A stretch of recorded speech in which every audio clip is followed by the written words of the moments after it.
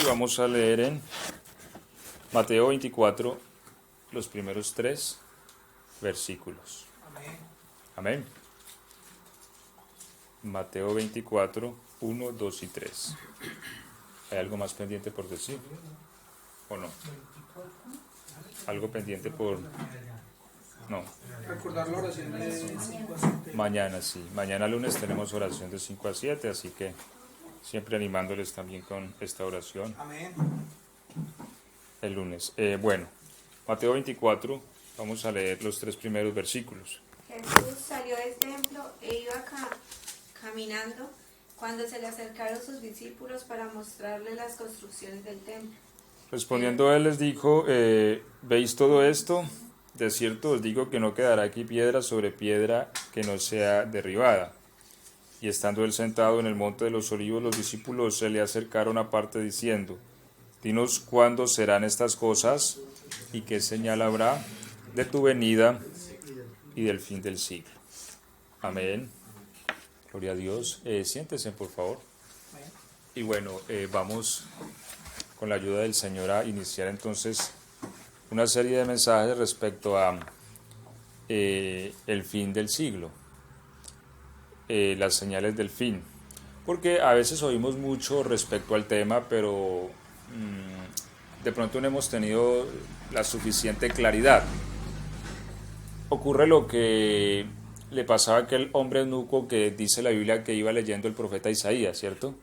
Y Felipe se le acercó y le dijo, ¿entiendes lo que lees? Pero él dijo, ¿cómo he de entender si no hay quien me explique? Así que Felipe subió al carro y le explicó la palabra y este hombre entonces recibió al Señor y se hizo bautizar.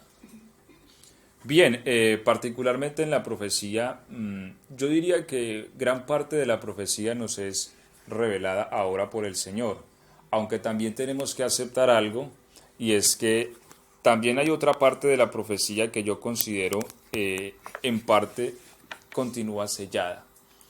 Es decir, el conocimiento pleno de las Escrituras lo recibimos es por la revelación del Espíritu y vamos en progreso. Pablo mismo dijo, ahora vemos como en un espejo, pero cuando venga lo perfecto. Es decir, hay un punto de clímax de la revelación divina. Entonces, en ese sentido, hay puntos donde considero que lo que es la profecía la continuamos viendo un poco penumbrosa. Y cuando llegamos a esos puntos debemos de ser sinceros y decir, nos es penumbrosa, ¿cierto? Pero también hay mucha gran porción de las Escrituras respecto a la profecía que nos ha sido revelada y que la podemos entender. Y para eso entonces enseñamos la palabra. Lo cierto es que la profecía tiene un cumplimiento en todos sus aspectos. Por ejemplo, el Antiguo Testamento profetizó la venida de Cristo en muchas ocasiones, la describió de muchas formas y maneras. Y llegó el cumplimiento del tiempo y se cumplió, ¿cierto? Y Cristo vino. Y todo conforme los profetas lo profetizaron ocurrió. Las profecías se cumplieron en su forma literal, porque es que a veces también queremos hacer de la profecía algo metafórico, pero la profecía tiene su cumplimiento literal. Por ejemplo, ahorita escuchábamos leer respecto a que habrá una matanza, ¿cierto? De que se llaman a las aves para ser congregadas para que coman carne de reyes, de capitanes. Entonces, ¿qué es eso? ¿Realmente cuándo sucederá eso y bajo qué contexto? Entonces, es importante entenderlo. No podemos tampoco hacer de la profecía algo metafórico, como decir, no, es que esto representa aquello o algo. No, literalmente la Biblia nos está dando una información. Va a haber una matanza donde inclusive el profeta Zacarías y también Malaquías enfatizan estos asuntos donde dice que inclusive habrá una tardanza de 6 meses para enterrar todos estos cadáveres. Es decir, la matanza será tan grande que los cuerpos prácticamente se van a descomponer en la superficie y las aves comerán estos cuerpos. Pero bueno, eso respecto a dar un ejemplo de que la profecía tiene su cumplimiento. Lo importante es entenderla en qué momento y en qué tiempo. Y para esto también es importante tener un conocimiento global de las Escrituras, porque la Biblia nos da información, pero la información de la Biblia no es, a ver, me explico, no es como que en cierto capítulo está toda la información sobre cierto suceso, no. La Biblia tiene un poco allí, otro allí, ¿cierto? Y lo que lo que debemos hacer es entender la revelación global de la profecía y entonces poder armar toda la idea, ¿cierto? Entonces este sería el inicio de esto y bueno, acá vemos un suceso que de hecho lo narran 3 evangelios, Mateo, Lucas y Marcos. Ahora, nos contextualizamos un poco, ¿cierto? ¿Cómo así que 3 evangelios? Recordemos que el ministerio terrenal de Jesucristo fue documentado por 4 personas, ¿cierto? Mateo, Marcos, Lucas y Juan. Estas 4 personas fueron testigos oculares de lo que él hizo. Fueron una especie de periodistas, por así decirlo, ¿no? Que documentaron lo que él hacía y lo escribía. Ahora, algunos de los hechos de Jesús fueron documentados por los 4, otros por 2, otros por 3. En este caso, esta descripción fue documentada por 3 de los evangelistas, Marcos, Lucas y Mateo. Ahora, cuando uno lee a veces el escrito de uno y del otro, uno ve que parece que fuesen diferentes, ¿cierto? Pero no son diferentes. De hecho, aquí en el encabezado, cuando dice señales antes del fin, dice Marcos 13:3 en algunas Biblias, ¿no? Lucas 21:7. Lo que está diciendo es que en esos capítulos se está también comentando el mismo suceso. Pero si uno va y los lee, parece que hay una estructura diferente.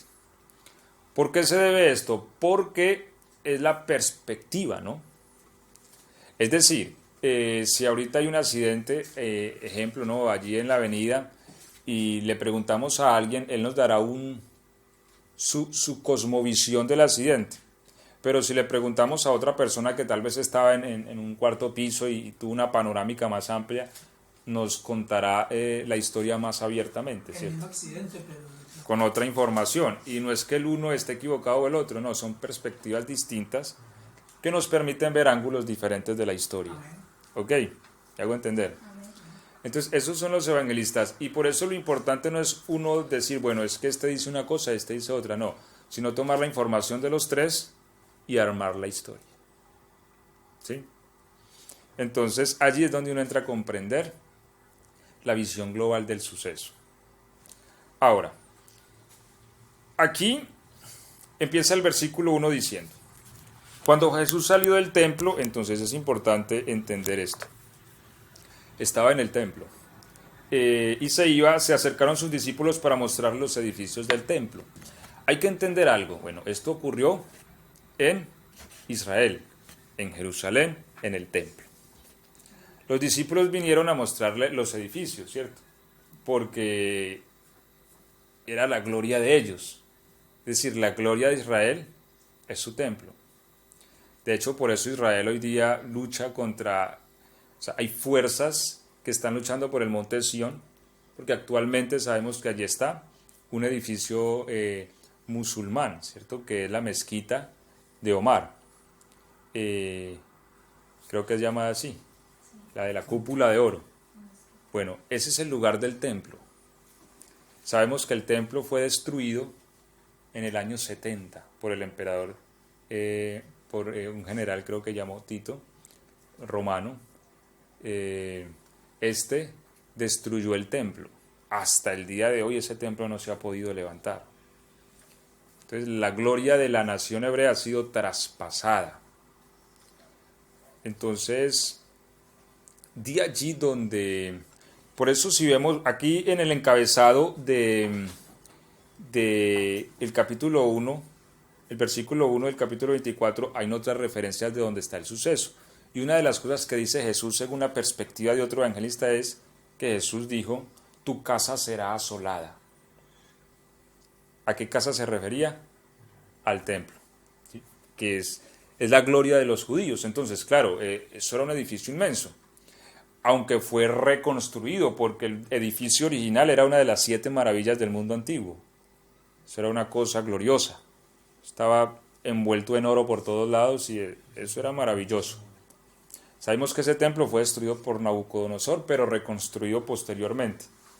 Ahora, el edificio que le muestran los discípulos al Señor es este, el que fue reconstruido, en los cuales participaron Esdras, Nehemías, Zorobabel, y quieren mostrarle la majestad de su casa al Señor. Señor, mire qué edificios tan lindos, que nuestro templo tan glorioso. Pero para sorpresa de ellos, la respuesta del Señor, ¿cierto? Versículo 2, respondiendo él les dijo, ¿veis todo esto? De cierto os digo que no quedará aquí piedra sobre piedra que no sea derribada. Entonces eso fue como un golpe psicológico para sus discípulos. Y continuaron el camino, continuaron andando, pero ellos se fueron. Claro, se fueron muy pensativos y emocionalmente creo que se fueron golpeados.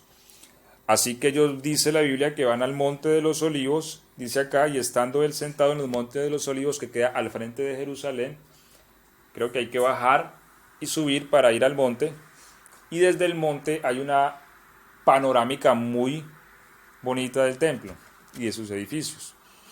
Allí estaba el Señor sentado, y sus discípulos no se aguantaron, ¿cierto?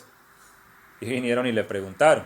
Claro, ellos venían ya con la duda, bueno, queríamos mostrarles la casa, ahora nos dice que esta casa va a quedar en ruinas, que aquí no va a quedar piedra sobre piedra, ¿cierto?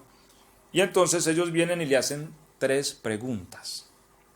Y esto también es importante, entender la formulación de las preguntas para entender lo que él viene explicando después. Y estando, verso 3, él sentado en el Monte de los Olivos, sus discípulos se le acercaron aparte diciendo, dinos. Y van 3 preguntas, ¿cierto? ¿Cuándo serán estas cosas? ¿Y qué señal habrá de tu venida? Y del fin del siglo. Que esta palabra siglo también se traduce como mundo. 3 preguntas. Es importante entender eso. Ellos hicieron 3 preguntas. Y ellos mismos no sabían la respuesta. Es más, ellos creían que todo esto iba a suceder al mismo tiempo. Pero estos 3 sucesos iban a pasar aparte. Primera pregunta que ellos hacen, ¿cuándo serán estas cosas? ¿Qué cosas? Surgiría otra pregunta, ¿cierto? ¿A qué cosas se estaban refiriendo ellos?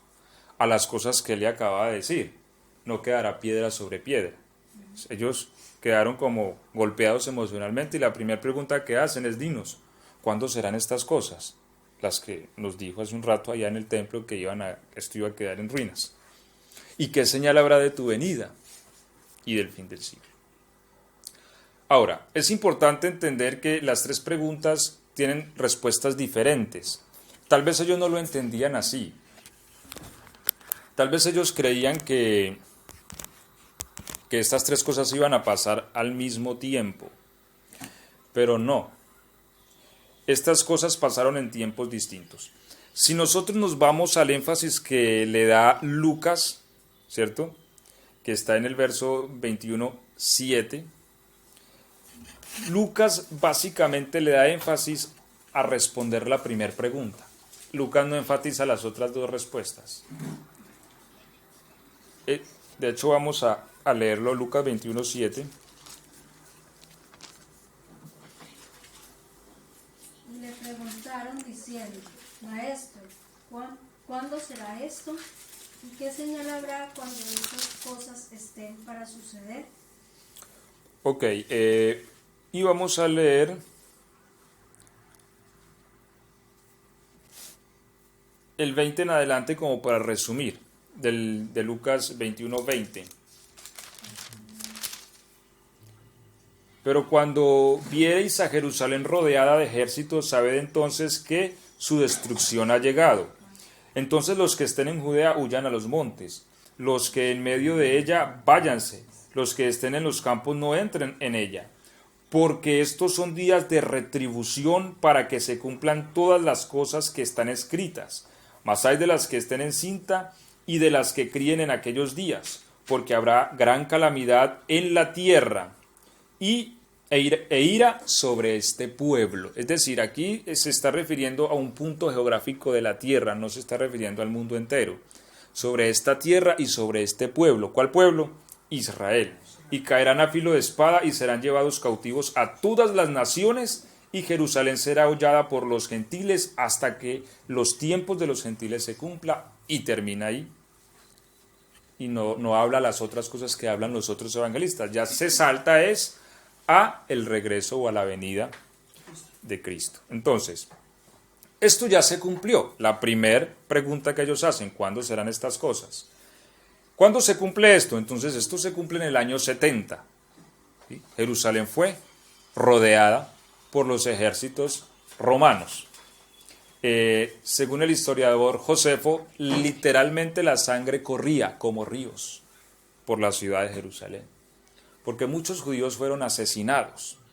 Ahora, ¿qué dice el verso 21? Dice que el 22, que son días de retribución.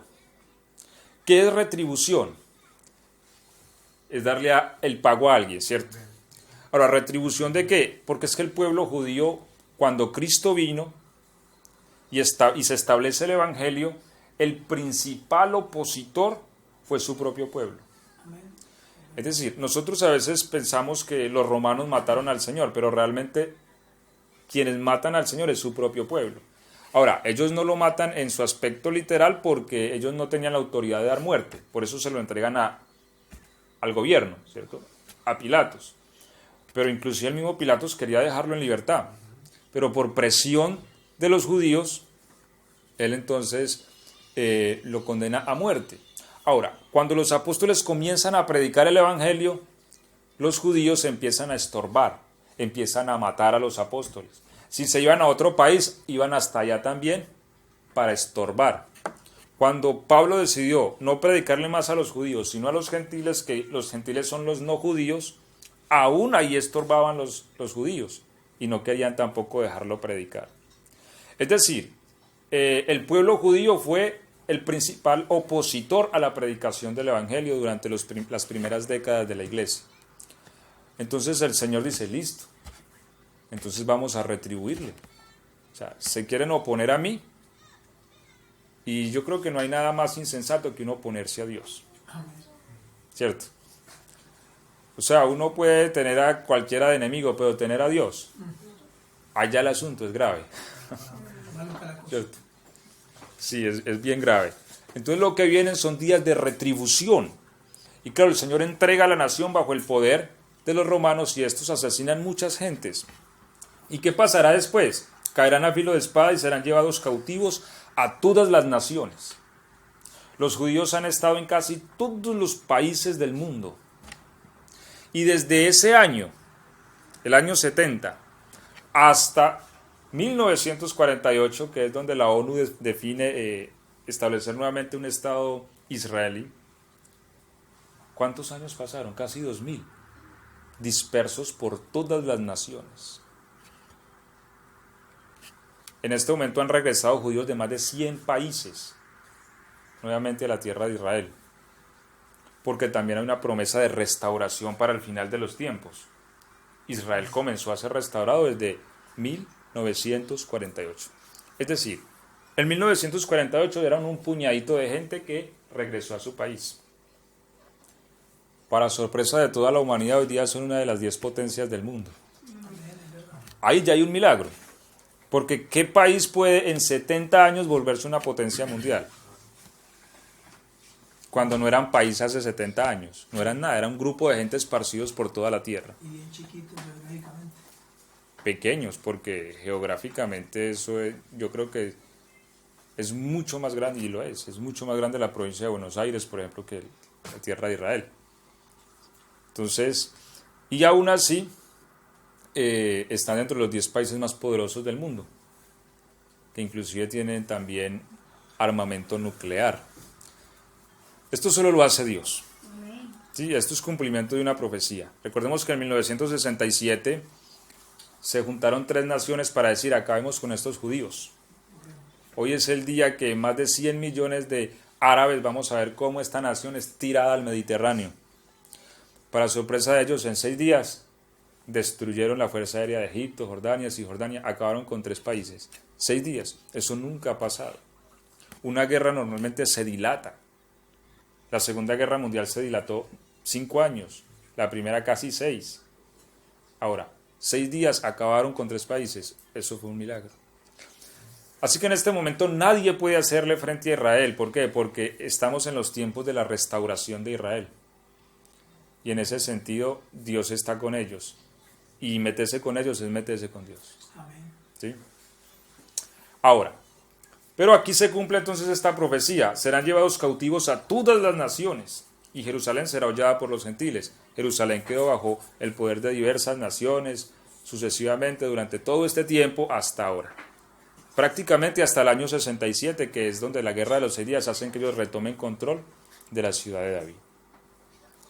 Entonces, he aquí el cumplimiento profético, o sea, la profecía es literal y precisa. Y bueno, entendemos que lo que llenó la copa del vaso fue el holocausto nazi, ¿cierto? Donde Hitler mató más de 6 millones de judíos, creo que unos 200.000 eran niños. Los golpeaban, los estallaban. Eso fue una cosa terrible. Pero todo eso en castigo, ¿no? En cumplimiento a un pacto. El pacto que Dios firmó con Israel es: si no permanecen en mi ley, malditos serán al salir, al entrar en la ciudad, y los dispersaré en todas las naciones y serán oprobio. Efectivamente, el pacto se cumplió, ¿sí? Ahora Dios, por su misericordia, entra a restaurarlos hasta que se cumpla, porque mire lo que dice: Israel será hollada por los gentiles hasta que se cumpla el tiempo de los gentiles. ¿Quiénes son los gentiles? Los no judíos. Ellos tienen un tiempo. Y lo que dice es que Jerusalén sería hollada por los gentiles hasta. Y ahora Jerusalén está bajo control israelí. Los judíos ya están allí. Eso nos da a entender que el tiempo de los gentiles se está cerrando, ¿sí? Y esto ya es una señal entonces muy importante a la que debemos prestar atención. Ahora, sin embargo, Mateo ya hace otro énfasis, y es en responder según las siguientes 2 preguntas. ¿Qué señal habrá de tu venida y del fin del siglo? Y comienza entonces diciendo, el verso 5, porque vendrán muchos en mi nombre diciendo yo soy el Cristo, y a muchos se engañarán. Ahora, si nosotros así hiciéramos un análisis profundo de la historia, esto ha sido muy redundante. Es decir, muchas personas han venido en nombre de Cristo, aún desde los siglos pasados. Muchos engañaron a muchos judíos diciendo que eran Cristo y los siguieron, y esto terminó en un fracaso. Y si nos venimos a los tiempos modernos, muchos se han levantado en estos años diciendo ser el Cristo. Creo que la última figura, por así decirlo, más famosa fue el señor José Luis de Jesús Miranda, ¿cierto? Diciendo ser el Cristo, el Dios hecho humano, y la gente se tatuaba, lloraban y le decían papito Dios. Ahora este hombre murió y se levantó la esposa diciendo que ella es Cristo Lisbel. ¿Y esa gente es de dónde, hermano? Creo que es de Puerto Rico. ¿Sí? Cristo Lisbel, y que ella es la reencarnación de Cristo, y el problema es que siempre hay quien le cree. No sabía que había muerto, yo no sabía que él había muerto. Sí, creo que... Pues y se marcaban en 666, ¿no? Era su señal. Mucha gente lo hizo. Sí, 666, que según él quiere decir salvo, siempre salvo. ¿Sí? Entonces, en ese sentido, Cristos han habido los que quieran, ¿cierto? Que Cristo ya lo había profetizado también de antemano, ¿cierto? En el verso 5, porque vendrán muchos en mi nombre diciendo yo soy el Cristo, y a muchos se engañarán. Ese es el problema. ¿Y dónde se basa el engaño? En el desconocimiento de las Escrituras. Yo por eso insisto en esto. Nosotros los cristianos tenemos que conocer la Biblia. Amén. Es importante. ¿Por qué? Porque a veces el cristianismo actual y el cristiano promedio no lee la Biblia. Lastimosamente, según muchas estadísticas, es verdad, no leen la Biblia. Lo que les predican el domingo y ya. Entonces, nosotros los predicadores en algún momento podemos equivocarnos. Entonces, si un predicador se equivoca y el cristiano nunca lee la Biblia, todos van a caer en ese error. De allí donde es importante juzgar la profecía, dice la Biblia. Y para uno juzgarla necesita conocer la base sobre la cual se juzga, la cual es la palabra profética más segura de todos los tiempos, que es la Biblia, ¿cierto? Entonces eso es importante. Por eso leer la Biblia es importante, porque nos libra también del engaño, ¿cierto? De esos falsos cristos. Es muy difícil uno ver como una persona de esas. Yo veía en un documento una señora llorando, diciéndole papito Dios a un hombre. Uno dice, ¿qué piensa esta persona? Ahora, ¿por qué ocurre eso? Porque en esos líderes que dicen llamarse en Cristos opera un espíritu de demonio, que la Biblia lo llama el espíritu del anticristo. Y eso es un espíritu de error capaz de persuadir y convencer al que oye. Por eso dijo el apóstol que en los postreros días muchos escucharán a espíritus engañadores y doctrinas de demonios. ¿Qué es una doctrina? Una enseñanza. Entonces, ¿puede un demonio enseñar? Puede hacerlo a través de un hombre. Entonces, miremos cómo se gesta el engaño. Cristo dijo, porque como el relámpago que sale de oriente y se oculta en el occidente será la venida del Hijo. Es decir, la venida del Señor será algo tan poderoso que todo el mundo se va a dar cuenta que Él llegó. ¿Sí? Y de hecho lo que Él viene es respondiendo, porque habla de una señal del Hijo de su venida, que es lo que ya responde a la última pregunta en el verso 29, ¿cierto? Verso 6, y oiréis de guerra y rumores de guerra. Mirad que no os turbéis, porque es necesario que todo esto acontezca, pero aún no es el fin, que es la pregunta que le están haciendo. ¿Cuándo será el fin? ¿Cierto? Bueno, ya sabemos que Lucas enfatiza la primera respuesta. ¿Cuándo serán estas cosas? Es decir, ¿cuándo este templo quedará asolado? Bueno, Lucas ya lo enfatiza cuando vean a Jerusalén rodeada de ejércitos. Ya ocurrió en el año 70.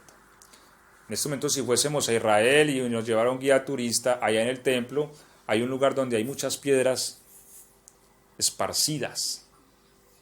Y los guías turistas le explican a la gente que esto es cumplimiento de lo que dijo el Señor, que no quedaría piedra sobre piedra, que no fuera derribada. Y ellos no tienen templo, pese a que tienen ya su maqueta, tienen ya todas las vestiduras sacerdotales, el efod, todo. Pero no tienen dónde hacerlo, porque el único lugar donde se puede construir el templo es ahí. Y para esto habría que tumbar esa mezquita, y tumbarla implica un problema político muy grande. Aún no es el fin. Bueno, sabemos que esto ha venido ocurriendo, porque se levantará nación contra nación, reino contra reino. Entonces aquí ya las cosas empiezan a subir a una escala mayor. Y es como si el Señor nos dijera, cuando ustedes vean que esto sube a una escala mayor, abran el ojo. Siempre han habido guerras, siempre han habido conflictos, problemas sociales. Pero ¿cuándo empiezan estas cosas a subir a una escala mayor? Hablando en términos de tiempo, en el siglo XX, que es el siglo pasado. Nunca en la vida se había visto una guerra mundial. ¿Han habido guerras? Sí. Pero donde el mundo entero está en una guerra, nunca. 1914, ¿cierto? Inició la Primera Guerra Mundial, donde el mundo entero se vio involucrado en una guerra. Esta terminó en 1919. Y supuestamente era la guerra para terminar con todas las guerras. Pero para su sorpresa, en 1939 comienza la Segunda Guerra Mundial, que es cuando Alemania le declara la guerra a Polonia. Y esto empieza a expandirse, y cuando menos piensa, se volvió un conflicto a escala mundial.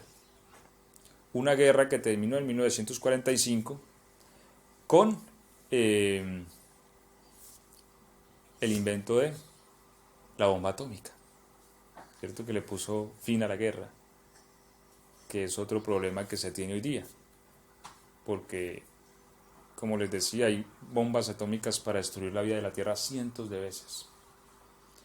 Y eso, yo meditaba en eso esta semana, porque lo que es el poder de Dios y la soberanía de Dios, si nosotros no confiamos en Dios, nosotros no tenemos más en quién confiar. Es decir, la persona que cree que tiene la capacidad de hacer lo que quiere, está perdida. Porque si sacamos a Dios de la ecuación, en Washington, en Moscú, podrían definir nuestro destino.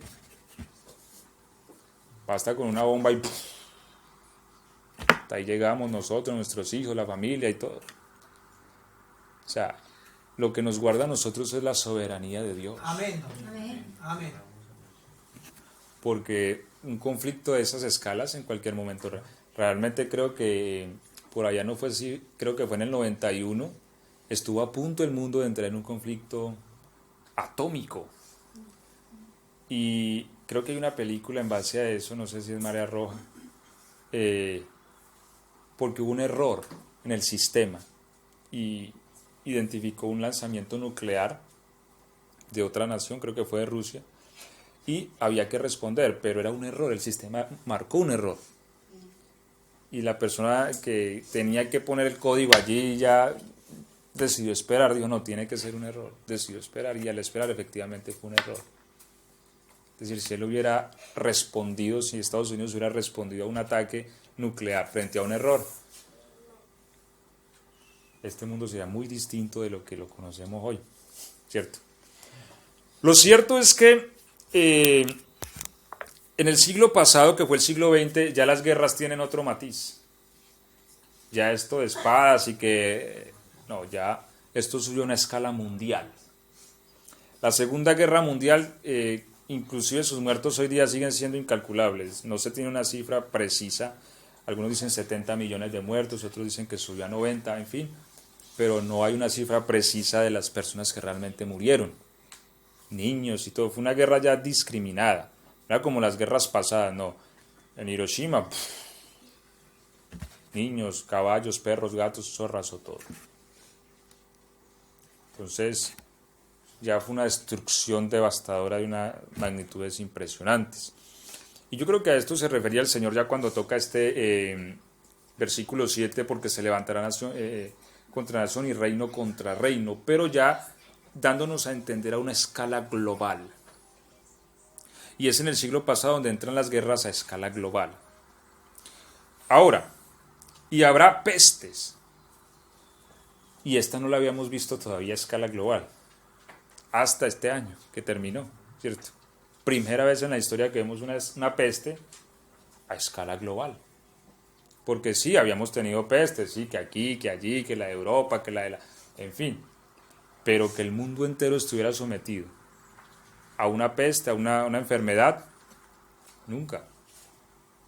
Esta es primera vez, y aquí se nos va abriendo la puerta de lo que venimos hablando a escalas globales. Cumplimiento de asuntos a escalas globales.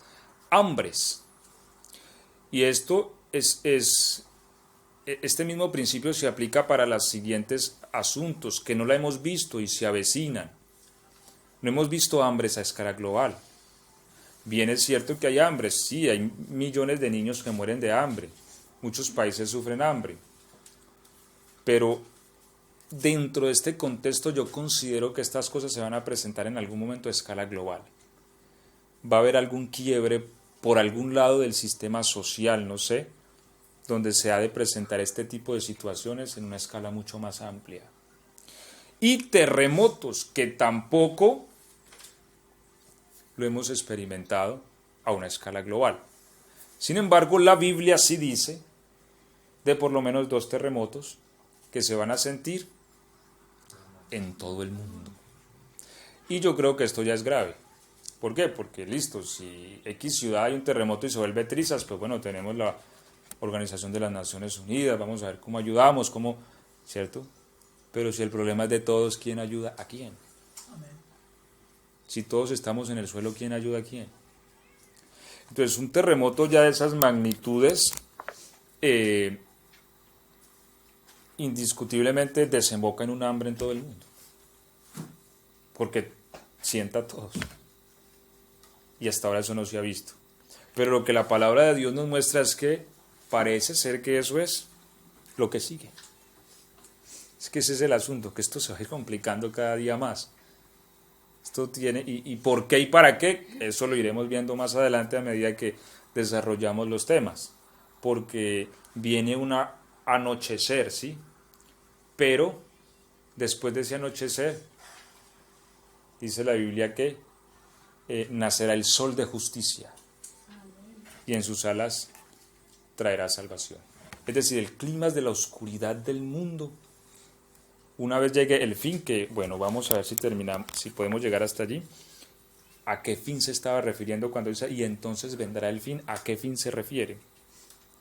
Pero una vez llegue ese fin, el clima de la oscuridad durará 36 meses, perdón, 42 meses. Aunque la Edad Media la llamamos el oscurantismo, realmente la humanidad todavía no ha experimentado lo que es la oscuridad.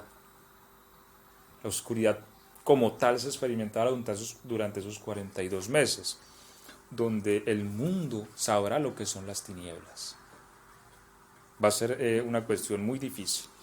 Entonces vemos este asunto de que van a empezar las cosas a subir a escala. Los terremotos, el hambre, y de hecho ya los científicos lo han dicho, y ellos prevén de un terremoto a escala global. Inclusive se habla que hay un alto porcentaje que en los próximos 30 años, lo que es toda la falla de San Andrés, sacuda gran parte del mundo y genere un terremoto de magnitudes que no conocemos. Entonces, no solo nosotros, y aunque el hecho de que la Biblia lo diga ya es suficiente para creerlo, pero hablando en términos científicos, la comunidad científica ya lo acepta y dice que están esos riesgos y esos peligros. Entonces, estas cosas van a ir incrementándose a este tipo de escalas. Verso 8. Y todo esto será principio de dolores, es decir, no es el fin todavía.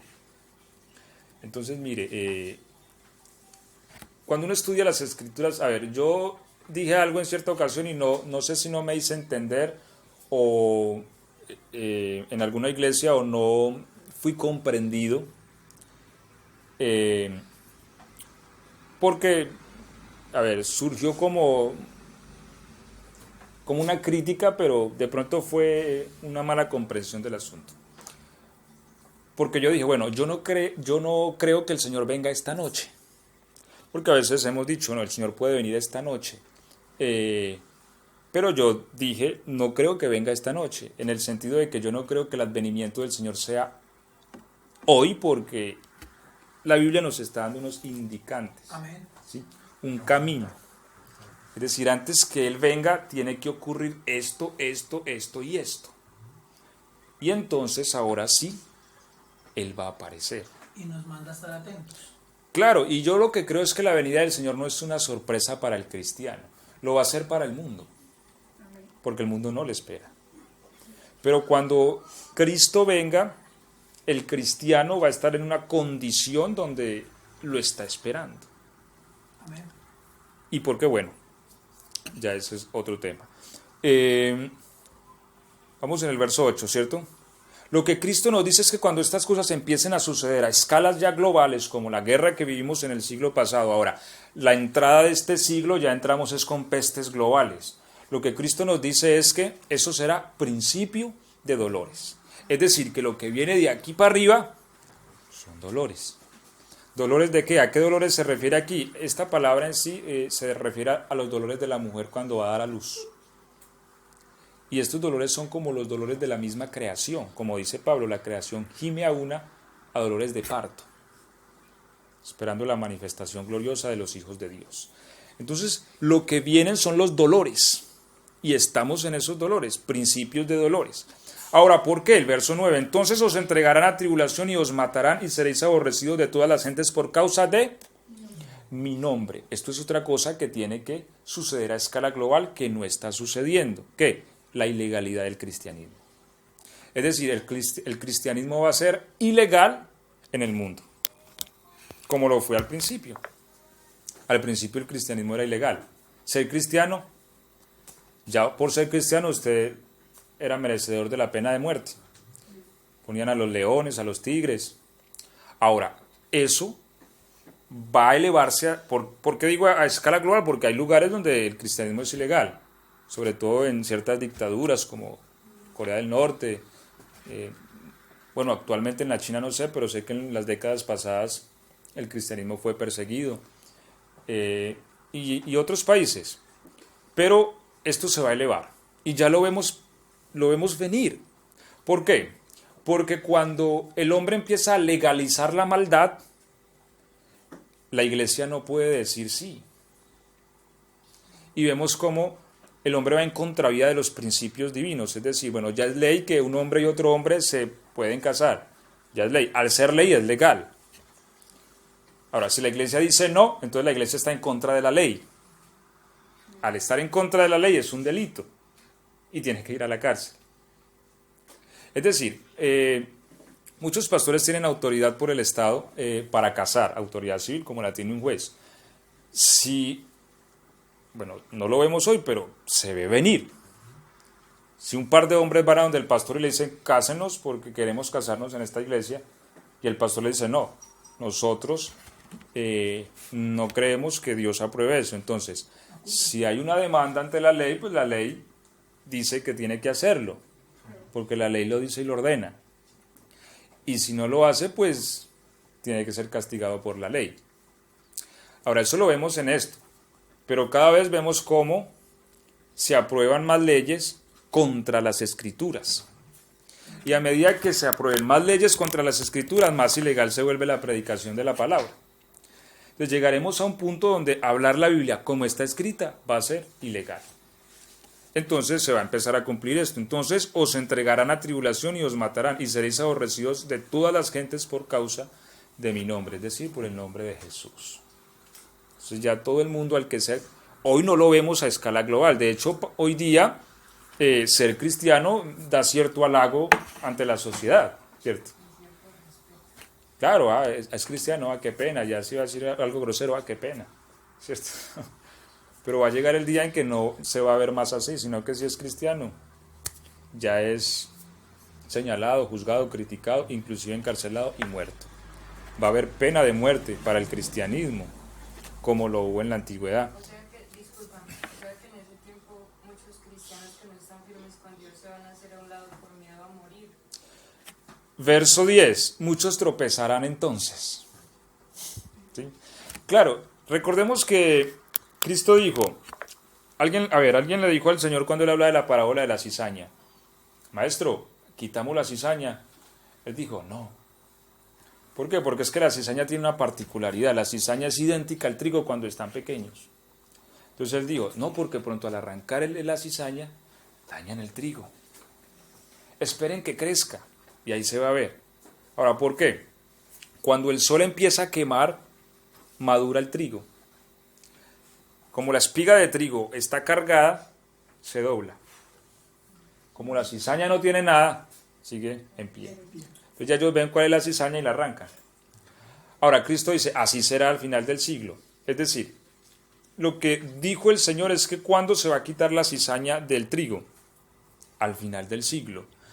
¿Cuál es ese final? Ese punto donde ser cristiano es un delito. La cizaña no es capaz de morir por Cristo. ¿Por qué? Porque no tiene a Cristo adentro. O sea, solamente lo que nos daría la capacidad de nosotros sufrir por Cristo es Cristo mismo dentro de nosotros. Como muchos otros hombres de Dios que han muerto en la antigüedad en su fe, en la esperanza del reino que se avecina. Entonces, el único que nos da las fuerzas para morir es Cristo. Amén. Y eso sucede cuando hay una fe verdadera. La persona que no es nacida de nuevo, que no es realmente cristiana, claro, va a pasar eso. Me hago a un lado, yo no soy cristiano, pues yo lo acompañaba nomás, ¿cierto? Y ahí se va a ver quién es trigo y quién es cizaña. Muchos tropezarán entonces y se entregarán unos a otros. Mire, los que supuestamente eran cristianos van a empezar a dar dedo. Ellos están en tal parte. Se reúnen en tal. Porque al ser ilegal el cristianismo, vamos a tener que volver al principio. ¿Qué hacía la iglesia al principio? Se reunía ilegalmente. Escondidos. Pablo Apóstol. ¿Han visto la película? Ahí se muestra un ejemplo sobre cómo se reunía la iglesia al principio del siglo, en secreto. Y los soldados romanos buscaban esos puntos donde ellos se reunían para atraparlos a todos. Entonces aquí dice, muchos tropezarán entonces y se entregarán unos a otros, y otros se aborrecerán. Se estará un conflicto interno, y esto producirá la separación de quién realmente es trigo y quién no. Y muchos falsos profetas se levantarán y engañarán a muchos. Y por haberse multiplicado la maldad, el amor de muchos se enfriará. Mas el que persevere hasta el fin, este será salvo. Esto es importante, por eso el Señor le dijo a una iglesia, sé fiel hasta la muerte y yo te daré la corona de la vida. Cuando nosotros comprendemos la profecía, la muerte no es un obstáculo ni hay que tenerle temor. Pablo fue a la muerte sabiendo que ya era hora de morir, pero dijo, por lo cual sé que Dios, juez justo, me dará la corona de la vida. Que lo hemos hablado en otras ocasiones, pero que también lo tenemos que enfatizar, el gobierno que Dios nos va a dar a nosotros. Entonces, cuando uno tiene esa claridad, es decir, en el momento en que esto se complique, el tiempo se hace más corto. Una de las últimas señales es esta, la ilegalidad del cristianismo. Cuando ya realmente predicar abiertamente sea imposible, se manifiesta que ya el tiempo es muy reducido hasta que llegue el fin. Cuando llegue el fin, que ya vamos a terminar allí, solo quedan 42 meses, no más. 42 meses para que Cristo venga sobre este mundo. O sea, en el momento en que el fin, porque ¿a qué fin se refiere aquí? Básicamente es al fin de la predicación del Evangelio. Y empiezan 42 meses, que es el tiempo que Dios le va a entregar el gobierno a un hombre llamado el Anticristo. Y finalizado esos 42 meses, Cristo va a regresar. Amén. ¿Sí? Y ya, o sea, nuestro sufrimiento es momentáneo. Lo que Dios nos pide es que sea lo que sea, que haya que vivir, vivámoslo con fe. Y si tenemos que morir, Pablo dijo, sorbida es la muerte en victoria. Es decir, a mí me matan, pero sé que en 4 años vuelvo, 3 años y medio, ¿cierto? Ya, vuelvo. Y después que vuelva, la Biblia dice que la muerte ya no tiene poder más sobre los que han resucitado. Es decir, han vencido la muerte, que es el postrer enemigo que tenemos que vencer. El cristiano tiene que vencer muchos enemigos, pero el postrero dice que la Biblia que es la muerte. Y también hay que vencerla. Y para eso, yo escuchaba en estos días, alguien hablaba sobre el grupo terrorista Hamas, es que llama, Hamas. Y decía, una de las ventajas que ellos tienen es que ellos no le tienen miedo a la muerte. Y normalmente el que no le tiene miedo a la muerte termina ganando. Y eso es cierto. Por eso en Apocalipsis dice, y ellos le han vencido. ¿Por qué? Porque aborrecieron sus propias vidas. Que si lo traducimos en otra forma es ¿por qué? Porque no le tiene miedo a la muerte. Alguien que aborrece su propia vida es alguien que no le tiene miedo a la muerte. Pues el cristiano que aprende a vencer es aquel que no le tiene miedo a la muerte. Porque es con lo único o con lo máximo que el diablo puede amenazarnos. Lo mato. Pero la Biblia dice, no temáis al que mata el cuerpo. temed a aquel que puede matar el cuerpo y destruir el alma. ¿Cierto? ¿En dónde? En el lago de fuego. A ese sí hay que temer. Bueno, y vamos llegando entonces a la parte final. Y aquí va la respuesta entonces a una de las preguntas. ¿Cuándo vendrá el fin? Realmente el texto que responde a esa pregunta es el texto 14. Y será predicado este evangelio del reino en todo el mundo para testimonio a todas las naciones. Y entonces, ahí le está respondiendo a la pregunta de cuándo será el fin. Entonces, la señal clímax es esta, verso 14. Será predicado el evangelio del reino a todas las naciones, para testimonio, ¿no? A ellos. Nadie va a tener excusa. Ninguno. El evangelio va a llegar a todo rincón de este planeta. Y de alguna manera eso ya lo estamos experimentando. Es decir, si hay algún punto en el mundo donde no se ha recibido el evangelio, tal vez sean muy pocos. Porque el evangelio prácticamente ya ha cubierto el mundo entero. Entonces, mire cómo nos vamos acercando al cumplimiento de estas cosas ya de una manera muy cerca. ¿Sí? Esto nos indica que básicamente respecto a lo que el Señor dijo en el Monte de los Olivos, estamos a unos pasos de que empiecen o sea, si empezamos ya con las pestes globales, es muy posible que pronto empiecen las hambres globales, los terremotos globales. Ya vemos que ciertas leyes empiezan a atacar al cristianismo, y aunque ahorita abiertamente no, esperemos que pasen unos cuantos años y vamos a ver cómo van a empezar a ajustar, ¿sí? Y donde el cristianismo se va a volver un estorbo en la tierra. Y estas cosas a su vez harán que se cumpla el 14, que el evangelio llegue a su plenitud en su predicación. Y entonces vendrá el fin. ¡Pah! Cierra ahí. Entonces, ¿qué va a pasar entonces cuando llegue ese fin? Y aquí entonces concluimos y continuamos la próxima semana. Lo que va a pasar cuando llegue ese fin es el verso 15. Por tanto, cuando veáis en el lugar santo, ya aquí se está hablando, ¿cierto?, dentro de la nación judía, el lugar santo sabemos que está en el templo, ¿no? El templo que ellos tienen que construir, recordemos, y es otra señal, ¿no?, que también tenemos que tener en cuenta, que el templo judío tiene que estar levantado. O sea, el tercer templo judío va a existir. Si usted investiga un poco respecto a esto, ellos ya tienen todo. Ellos tienen inclusive ya el diseño del templo. Ellos ya tienen los utensilios, los tazones. Inclusive se dice que el arca del pacto ya saben dónde está ubicado, porque es uno de los grandes misterios de la humanidad. ¿Dónde está el arca del pacto? Porque después de que Nabucodonosor invadió a Jerusalén, nunca más la Biblia vuelve a mencionar el arca del pacto.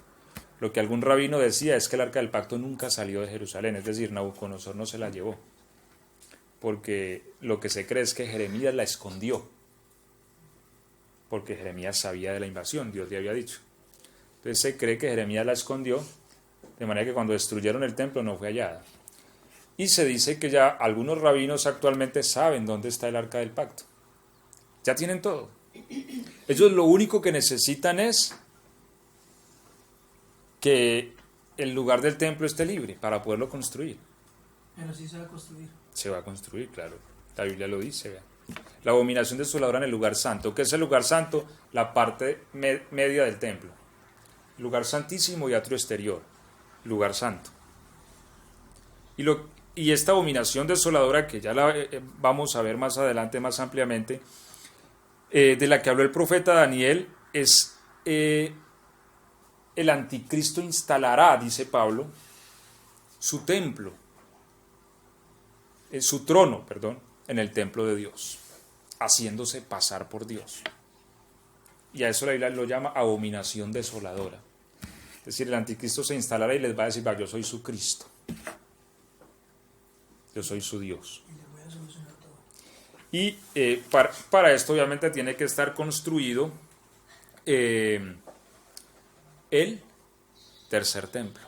El templo judío tiene que estar construido para que esto ocurra. Entonces es otra señal. Lo único que en este momento falta es que el lugar esté libre ahora. Ellos ya tienen todo, inclusive tienen ya la orden sacerdotal, los levitas, todo por linaje, todo está para el diseño. Y solamente el lugar. Que empiece una guerra y tumben, no sé. Ahora, por tanto, cuando veáis el lugar santo, y lo que la Biblia dice es que esta abominación desoladora se instalará a la mitad de la semana. Es decir, cuando se instale la abominación desoladora, quiere decir que empezó el anticristo a gobernar.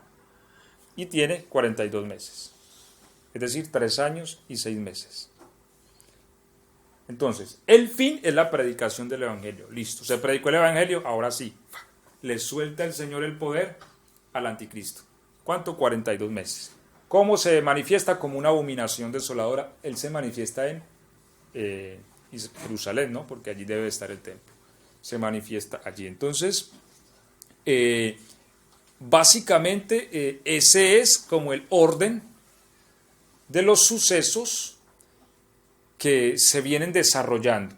Y eso como para contextualizarnos en qué tiempo estamos y como poder entonces vislumbrar el tiempo que falta, ¿cierto? Y en qué tiempo profético estamos entonces desarrollando. Y como entendí bien, o sea, no debe ser una sorpresa para nosotros lo que viene, porque ya Cristo no lo declaró, ¿cierto? Entonces sabemos, esto empezó a ponerse a escalas globales. Se predica el Evangelio también a escala global. Mire que ya se está hablando de escalas globales y será predicado el Evangelio en todo el mundo. Y listo. Allí termina el tiempo básicamente de los gentiles. Totalmente. ¿Cuándo? Cuando ya el templo está levantado. Y comienza el fin, que dura 42 meses. ¿Me he hecho entender? Amén. Amén. ¿Alguna pregunta? ¿Ninguna? ¿Todo claro? No, todo claro.